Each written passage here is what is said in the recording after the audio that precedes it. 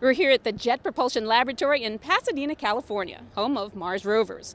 But it turns out the folks working here are doing a lot more than that. And I just happen to have here Dr. Mike Ressler. He is a MIRI project scientist. MIRI project scientist, a mouthful. What do you do in a nutshell? So MIRI is an instrument that will fly on the James Webb Space Telescope, and it's sensitive to infrared light rather than visible wavelengths.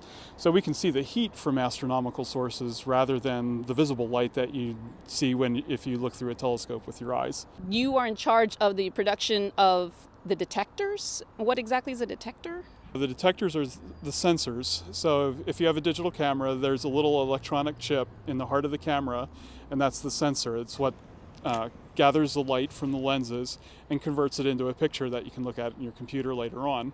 So the instrument that we're working on does exactly the same thing. Let's take a look at it, and I think we have to get into bunny suits, is that right? Well, smocks to keep things clean. So much for getting my hair done today. One size fits all? Or one size fits none. Oh.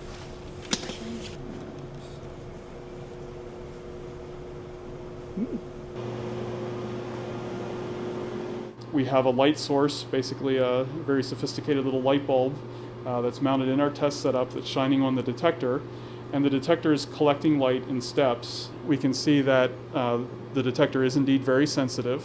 It responds very well to light. By where it saturates, we can tell how bright a star we'll be able to look at once James Webb actually launches. All those bright spots are bright Right. because they're supposed to be. No bad pixels, no hot pixels, everything's just as it should be.